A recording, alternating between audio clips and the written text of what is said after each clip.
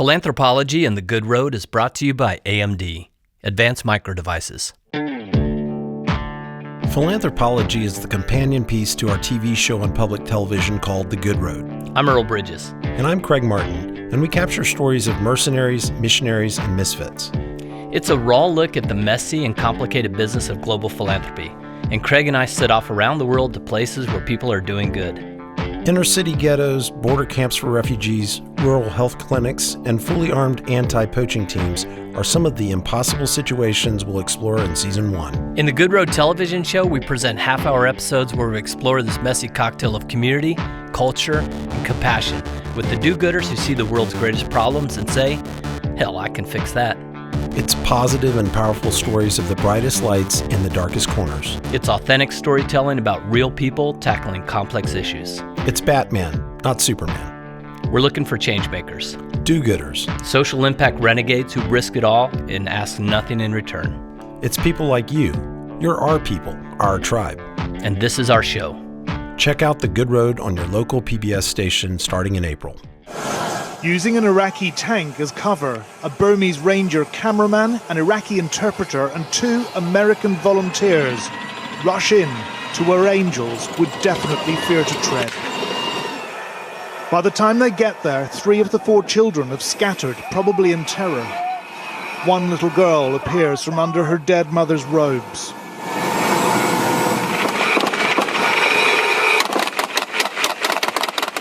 As Eubank races towards her, fellow rangers cover him, firing at IS positions.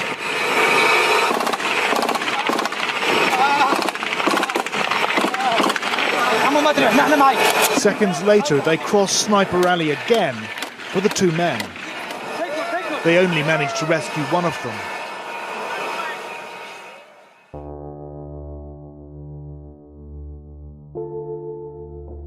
Okay, so what you just heard is a guy named Dave Eubank with an organization called Free Burma Rangers, rescuing a little girl in Mosul, Iraq, in the middle of a firefight. It's just crazy to think about it.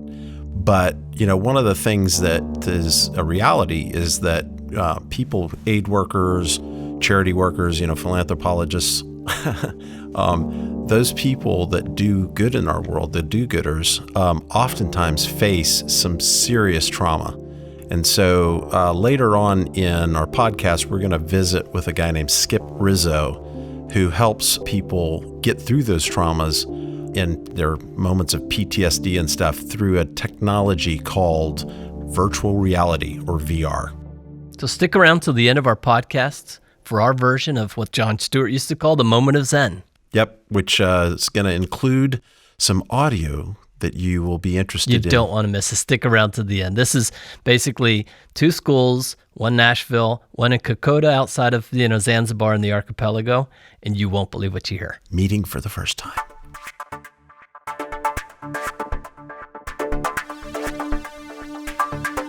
All right, so one of the things that we want to do on The Good Road is to explore technology and the use of technology in philanthropy. So we're going to jump right in with some of that. We get to do cool stuff on this show. I'm just saying, as part of the tribe, we want our listeners and viewers are trying to figure out a way to how to actually bring them out on location with us. Yeah, you are do-gooders. We just want you to join us kind of in some of the exploration of things like VR, for instance, virtual reality. Well, and the reason why VR is important is because they call it the empathy engine or the empathy machine, because it helps to evoke kind of this deep feeling for the people that you actually experience, because you're doing it in this virtual experience, this virtual world. Yeah, and it's kind of, honestly, VR is like the perfect tool to allow you, our viewers, in this case on the TV show, The Good Road, to kind of experience what the people in the world of philanthropy experience. And the VR people that we've seen in the past that have gone with us are amazing. Yep, so we're going to take a break here, but then come back with an interview with Mark Lambert, who is the founder of something called V-Artisans here in Richmond, Virginia. And Mark went with us on one of our big overseas productions, he and a team of virtual reality producers. So stay tuned for that. So it seems like there's an infinite amount of information uploaded to the internet every day. Sometimes it's hard to know what's accurate or factual or believable. That's exactly why we love having the Great Courses Plus. This is valuable, in-depth content we can trust. This streaming service offers thousands of objective, unbiased lectures from respected professors who really know their stuff, offering their unique, expert perspectives on topics ranging from the science of evolution to the mysteries of human behavior, even how to learn a new language or how to cook, much, much more. And with the Great Courses Plus app, we can watch or listen anytime, anywhere. We highly recommend the course Understanding the Dark Side of Human Nature. This course tackles big questions. What is evil, and how can we be sure that we don't cause suffering? And an even bigger question, why do we kill? Yeah, well, that's the royal we with the whole why do we kill, right? Mm-hmm. It's a really great topic that you won't want to miss. So sign up for the Great Courses Plus today. Don't wait any longer. Go to thegreatcoursesplus.com/thegoodroad. Remember, thegreatcoursesplus.com/thegoodroad. All right, this is exciting. We've got Mark here with us. Mark, just start with a little bit of background on your professional history. I started back in the early 80s, starting up one of the first computer animation departments in the nation. And over the 80s, I did a lot of groundbreaking work in computer animation that sort of caught the eye of the Hollywood crowd. And in the 90s, I started working on feature films. I did over 14 feature films, like Stuart Little, Castaway, the Kevin Bacon film called Hollow Man, Polar Express. But probably the most popular one that everybody recognizes is I headed up the team that figured out what a Quidditch field looked like for the first Harry Potter. So, Mark, what made you get out of that animation business and decide to go into VR? What was the interest? I came back to Virginia really for some family reasons, but also at the time, the visual effects industry was starting to move out to Vancouver and other areas. And I wanted to sort of do something different. And I'd been playing around in VR a little bit. When I first came back, I did some work supervising a couple of TV series and some other projects, but it really wasn't challenging. And VR came along, and it was a totally new opportunity to explore this whole new form of media. So tell us a little bit about the kind of stuff you do at VRtisans. What kind of projects do you typically work on? Well, actually, one of the things is it might be interesting for your listeners. A lot of them haven't heard about what VR is, or may not have actually been in the headsets, and that's one of the things I did want to touch on was basically the difference in VR is that typically when you're watching TV, you're watching something on a flat screen, but the thing about VR is you put on this headset and you're completely immersed in a world, and you can look left and you can look right and all around you. So it's very different from conventional TV. When I first got into it, I was starting to do a lot of historical pieces. We did a Civil War project where you were in a hospital and it was a soldier writing a letter home. I did a piece on a Holocaust camp over in Lithuania, the retrieval of a B-52 bomber off of Croatia. A lot of those type of things where you can take someone to a location and immerse them. I also did a big conservation series that's over at the Dubai Aquarium, where I take you to Uganda and you can sit with mountain gorillas, and over to the Maldives and swim with manta rays. Basically, we've done a lot also of travel-related videos. I'm taking people to places like Paris and Rome, Tokyo, flying them over the Swiss Alps, a lot of different locations that we can basically take people to, and they can be there, look around, sort of experience it as if they were on a tour. I think to date we've filmed in something like 24 countries, including places like Thailand and Myanmar for the Good Road. Yeah, exactly. So, and I want to jump into that real quickly. So Earl, you and I were with Mark and his team. It was a little weird, wasn't it? Oh, well, the first time you put on the headsets, I mean, if you've ever seen VR, and you haven't seen it in the last year or two, it's changed completely. So it absolutely takes you into an area. And what I was really interested, as we did our first episode for The Good Road, which is our TV show that comes out in April on PBS, the interesting thing about that is that you've got the ability to take, for example, your parents and my parents back to Thailand. Right. Sit in a tuk-tuk. Yeah. Driving around Bangkok. It's awesome. So it's like you're right there with you. And I think, though, from kind of a technical side, it was weird, though, wasn't it? We do all these interviews for the regular 2D, TV show, and then we had to go back and do Right. Yeah. All right. Clear out all the cameras and let's go ahead and put the VR thing and get everyone out of the picture because, like Mark says, you can look up, you can look down, you look behind you, in front of you, and if there's some camera guy hiding on a corner, you can see their feet sticking out underneath the table as they try to get out of the shot. So Mark, talk about that specific project. I think we had some. Well, first of all, was it different from your other projects? I mean, what were you hoping to accomplish, and how was it different? Yeah, it's different. I mean, when you guys first told me about the Good Road series, this host-based philanthropology series. That's right. It gets easier to say over time. I hope so. But, I was just amazed. It just sounded like a great project. And I also had a vision of what it could be in VR and how it could be different. I mean, it is unique. I hadn't done those type of interviews before. And I wanted to see how that could be done, how you would approach it in this VR space, because we don't have the same tools, the same language as 2D film. People are used to a certain way of seeing an interview, a wide shot over the shoulder, some close-ups, and we just pretty much plop you down next to the people. Right. And I wanted to see how that would work, how to approach that, how it would be a different experience. It's similar stories, but it's a different treatment of it. And so it was a great opportunity to sort of explore building this new language that nobody has done. There's some documentary work going on, but we're still at the early days of how to do this thing in VR, and we can't rely on the language of 2D. Well, I mean, as a filmmaker, for me, I had to wrap my whole brain around this idea of, like you say, not being able to direct the audience to a specific thing that they watch in that moment. Well, and technically, Mark, you were explaining, I mean, you use these audio cues sometimes to let you know that, hey, something's coming up behind you, or look over to your right or left or whatever. I mean, there's different ways that you have to, tap the viewer on the shoulder and say, hey, here's something going on over here. Yeah, but, and that's interesting. I can do that in my sort of more 2D scripted things when I'm doing a Civil War piece of a Civil War hospital or something like that. It's finely directed, but doing a documentary, it's a little bit of craziness that you really don't have that opportunity to fine tune screen direction and stuff, and so you have to let things breathe a little bit more. Yeah.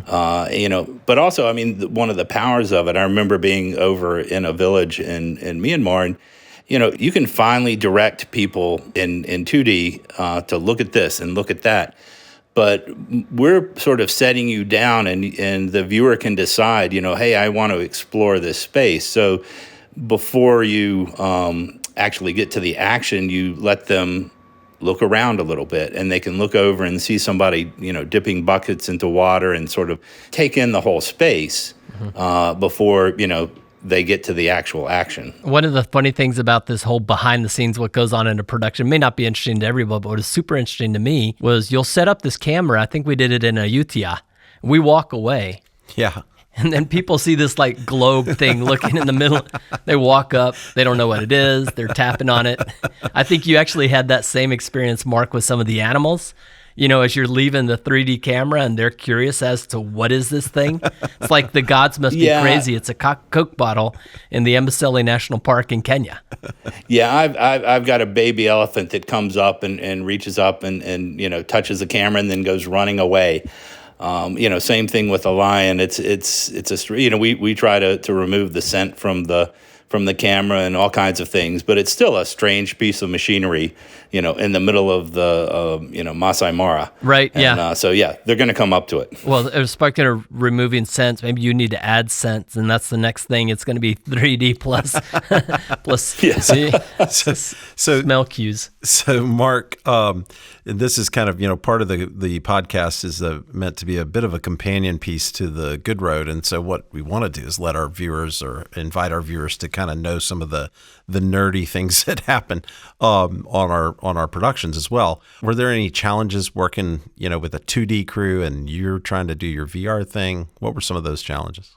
Yeah, well, that was one of the things I was looking forward to, was doing a co-production with a 2D crew. Everything that we had done before, it tended to be more isolated. I was just doing my 360 production, so this was an opportunity to actually be part of a traditional production that I've been on plenty of those. So I knew sort of how to stay out of the way of the 2D production.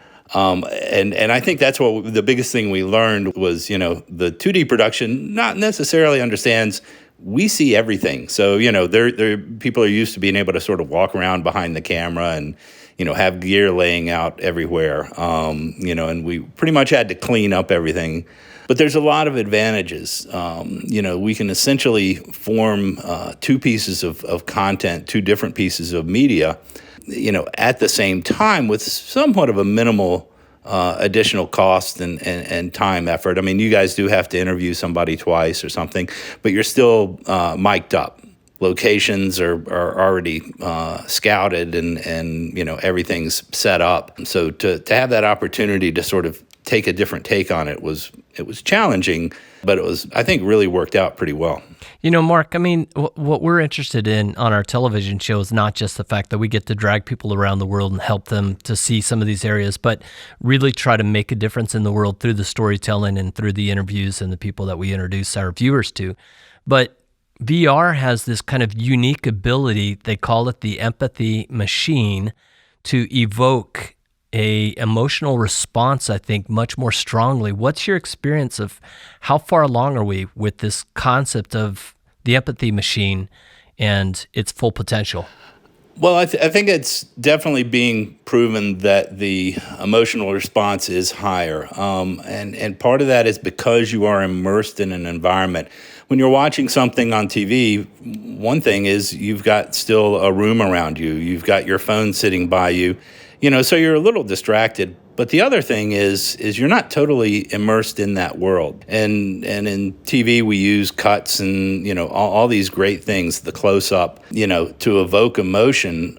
But in VR, when you're there, it's really an honest portrayal of, a location, an environment, a storyline. And it also gives people an opportunity to see other aspects that, we may not even have recognized in the scene, but to them sort of makes a difference. Right. I think the biggest thing about the empathy is just that your brain connects, better with that story or the character or the location that you're in when you're totally immersed in it. Well, Mark, thank you so much for joining us on our new podcast, Philanthropology. We really appreciate it, and thanks for giving some of your insight into this world of virtual reality. That's right. And we'll put a link up to your stuff. We'd love for people to see some of the amazing things that you've done. The easiest way is to go to vartisans.com. That's V, the letter V, and then the word artisans.com. Cool. Awesome. And from there, they can see a link to some shots from the Good Road. You can go and visit some of the animals. You can visit a Civil War hospital, a lot of the projects that we've worked on. Our viewers are going to love it. I mean, again, the stuff you've done is amazing. It's great. Thank you so much, Mark, and we'll see you back on the Good Road. On the Good Road. Looking forward to it, guys. Thanks a lot. So Skip Rizzo is a well-renowned researcher in the field of virtual reality and its application to human mental health, studying things like VR therapy for PTSD. And a big deal, man. Our sponsor's AMD. They put us in touch with him early on. He works out in California, rides a Harley, has long hair. He's super badass, man. He is badass. He's a very cool guy. And so we just sat down with him and talked to him about his work that he's been doing since the early 90s, really. And really specifically around the work and research around the U.S. war victims, people that are coming back from PTSD. What's the role of virtual reality in that? Yeah, combat veterans and how he's getting them through that with the technology of VR. Right. Philanthropology is brought to you by First Republic. Since 1985, First Republic has had just one goal: deliver extraordinary service that always goes beyond client expectations. Because no two clients are alike, First Republic designs financial solutions for individuals and businesses that are customized to help meet your needs and goals. Reach out today and you'll be connected with a dedicated banker who will be your primary point of contact throughout your relationship with the bank. You can call or email your banker at any time for advice or to get help with whatever arises. Because they understand your total financial picture, your banker can recommend the services and products that are best suited to you or your business. And they're committed to staying objective, so it's always about what makes sense for you at every stage and not about what's most profitable. If you're ready to discover how a personalized approach to banking can make a meaningful difference in your personal and business outcomes, visit firstrepublic.com to learn more. Member FDIC. So we talked about before the break that we interviewed a guy named Skip Rizzo, a researcher, and his work with combat veterans. Skip's a pretty amazing guy. I hung out with him in Austin over a few beers and got a lot of other insight into his life. Wasn't that South by? Yeah, that was at South by Southwest, exactly. Lucky. And I know. Yeah, that was a lot of fun. And Skip and his wife are really cool. So just, as one more kind of emphatic statement, what Skip is doing as a do-gooder is really, really important work, and helping not just combat veterans, but others who deal with the topic of PTSD. Yeah, that could be anyone. First responders. Yeah, exactly. Emergency people that, school violence, rape victims. That's one of the projects that they're talking about doing. We've got a lot of crap in the world that people have to deal with. Exactly. And VR has a role in making this, some kind of therapy. Yep. My name is Skip Rizzo. I'm the Director of Medical Virtual Reality at the University of Southern California Institute for Creative Technologies. I also have faculty appointments in psychiatry and in gerontology. My work since 1996, when we formally started the VR Psych Lab, has focused primarily on the application of virtual reality for clinical purposes. Okay, so Skip has this focus on exposure therapy, and in the world of clinical mental health work, exposure therapy is a really important part of helping people with PTSD get through their trauma and their stress. But virtual reality really adds a more complex and in-depth element to this idea of exposure therapy. And so with exposure therapy, which I'll talk about more detail in a minute, you can put people in environments that they're fearful of and help them to overcome their fears or overcome their negative memories of their traumatic experience. You can use distraction to distract people from painful medical procedures. This is a very big area right now in pain management. You can motivate people to do things that they might not do in the real world, like, say, physical or occupational therapy after a stroke or traumatic brain injury, introducing game-like elements into the very boring, repetitive, and frustrating activities of post-central nervous system dysfunction rehab. You can measure performance. When you look at aircraft simulators, they can certify precisely how well somebody reacted and behaved and operated the equipment under a range of controllable conditions. And finally, engage. And this is more murky, but definitely a magical, potent element. And that is, we can engage people in types of treatment that traditionally people don't get engaged with so much in the traditional talk therapy format. So Skip has identified the power of virtual reality because of technology's unique ability to kind of create these worlds outside the real world. I mean, you put on the headsets and it really does alter your reality, transports you to places that might be stressful, put you into or out of situations that, you need to confront within this PTSD, kind of world. We can engage them in novel interactions in spaces that that even their imagination can't conjure, or we can engage them in very boring tasks or in activities that they would never do with a real person, like in the use of virtual humans for social skill training with people with autism, or for job interview training, and so forth. So there are a tremendous number of opportunities out there. Make it so these 5 core elements really can drive how we do clinical work in the future. You always start with something works in the real world, or that there's some theoretical basis for, that there's some research for. And then starting with that start point, you can say, all right, what does VR do? And how can I amplify or extend that process in the virtual world? So Skip's work with combat veterans is really interesting. Yeah, I mean, who knows exactly what's going on? As many wars as we've had, I still feel like we're learning what happens to these kids when they come back. I just can't imagine, being right next to your best friend and an IED blows them apart. I mean, what is that like? Right. It's horrible. And so in a clinical setting, I mean, it feels clinical. You've been in a hospital, right? But in a VR, you put on the headsets, and it really does kind of transport you into these areas. And it forces them, I guess, to be in an environment that is helpful to their, therapy. It's typically imagination only, where the client comes into the office, and after a number of sessions, getting to know the therapist and mapping out what their trauma was and the conditions and so on, then the patient closes their eyes, session 4, and the therapist says, okay, let's take one of the easy events from your combat deployment. I want you to narrate your experience as you went into that village where you saw a number of wounded civilians, that first thing that you had told me about. And so the person closes their eyes, and they would narrate, as if it's happening right now. I'm driving a vehicle. We're pulling into a village now. I'm walking out of the vehicle. And by doing that repeatedly, you're actually inducing some level of anxiety, because these are the types of events and emotions that people with PTSD typically avoid thinking about, or going to places that remind them of it.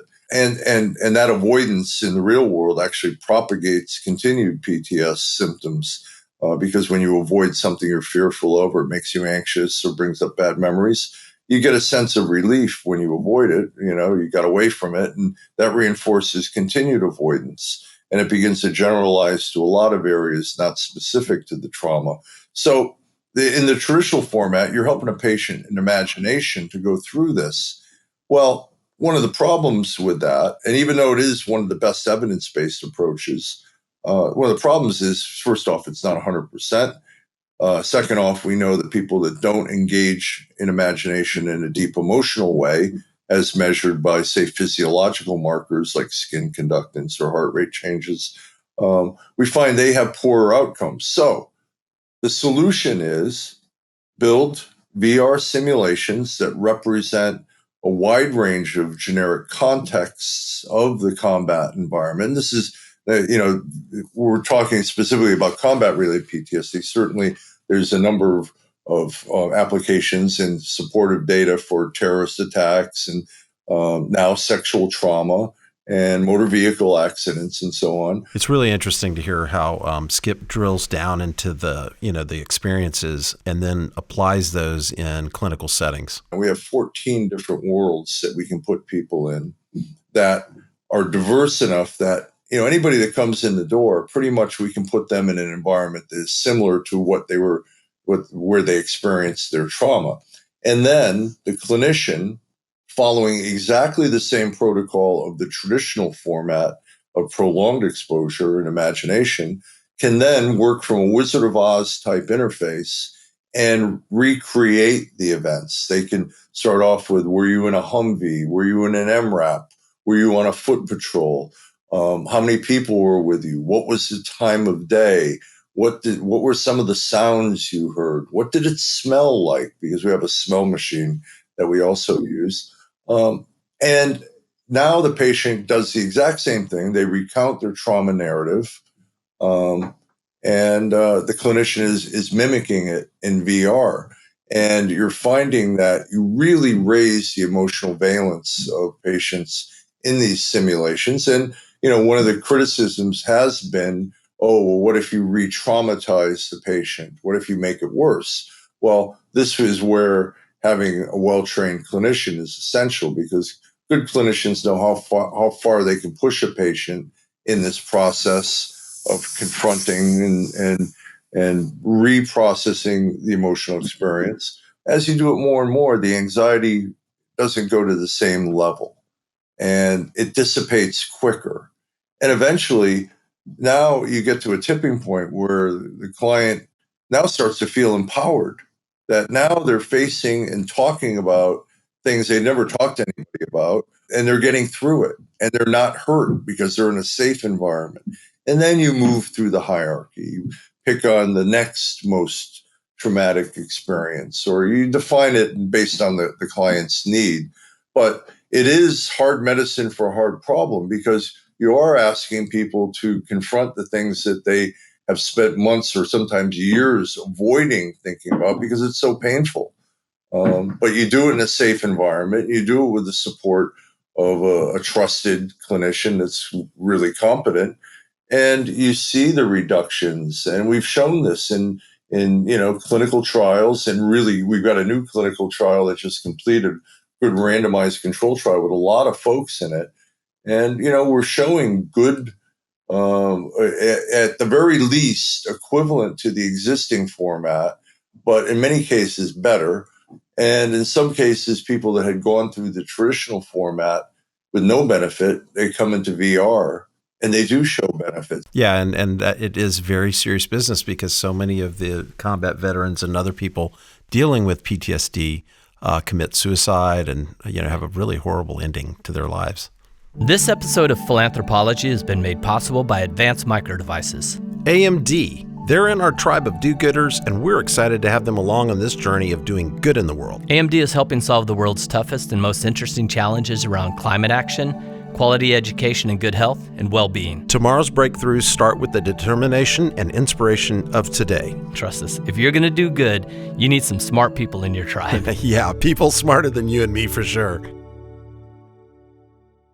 It strikes me too that, back to the comments about the exposing, veterans, for instance, to the trauma, nobody would, bat an eye at all with a physical therapist doing physical work on somebody and having them go through a certain amount of pain as they day in and day out go through that process. And yet it seems like you're doing a similar thing with the mind, and yet people push back. That's just interesting to me. It's an excellent metaphor there. You're so correct here. And, and just to throw one more metaphor into the mix, what amazes me is, like, people will live years, if not lifetimes, suffering with this kind of emotional result of a traumatic experience and not seek help. You think about last time you had a bad toothache. Nobody likes to go to the dentist, but you go because you want that pain to end. And I think you'll see more of this, whether it's for treating PTSD, not just with police officers, but victims of terrorist attacks. We're negotiating with a corporate foundation to help us build a Las Vegas shooting scenario for victims of that attack, since there were 22,000 people there. If you just do a conservative estimate of that number, you're going to see 2,200 people with severe PTSD from that. And maybe this is an area where we can actually build something out that would be available to those people for free, with a good clinician to really make a difference for those folks. Or for police, firefighters, first responders, people whose occupations are necessarily engaged with traumatic events on a daily basis. These folks have a lot of needs. And I think, we're going to see movement in that area for this kind of support. We just completed a feasibility trial with a sexual trauma application for military sexual trauma and got great results. And now going to be looking to fund a clinical trial with civilians for the same issues. That's great. Amazing stuff from Skip. You know, his work is so critical in solving some of the major issues related to the victims of trauma and PTSD. So thank you so much for listening to this episode of our podcast about VR and technology and helping people. Technology has a role in doing good, and we'll have a lot more on our website. We'll have some of the extended interviews. We'll have a link out to the artisans and Mark's work, some of Skip's stuff as well. So check out the website. The website is going to be www.philanthropology.tv. And don't forget to stick around for the exciting road trip section. You might think that the issue of poaching and the legal consequences for poachers is cut and dry. They are the bad guys, and we throw them in jail or fine them. But like most things in life, it isn't that simple at all. I mean, there's a lot of issues at play. Like we say on our television show, charity is a messy business. In our next episode of Philanthropology, we explore that topic, and some of our findings, I think, will surprise you. Check out episode 4 of Philanthropology as we delve into this issue of the killing of exotic animal species and what motivates the people to hunt and harvest these majestic animals.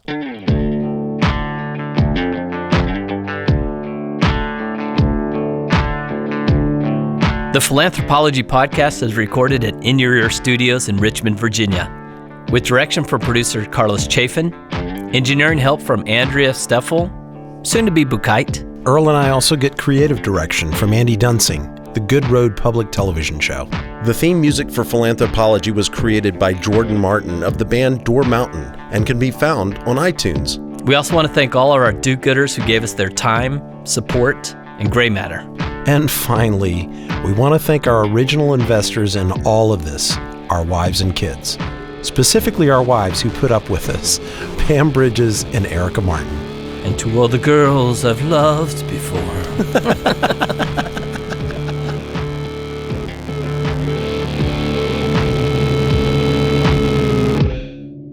Ali, can you tell them what they're seeing on the video right now is in America? Mwalimu wetu hapa anatuambia saizi tunaonekana moja kwa moja Marekani. As you can tell, Dr. Kessler, the kids here are just a little bit excited. Hello from Hunters Lane High School in Nashville, Tennessee, in the United States. Umesikia amesema hamjambo kutoka shule cha sekondari inaitwa Huntersville High School. And watasema salama. So they said good morning as well in Kiswahili, which is habari za asubuhi.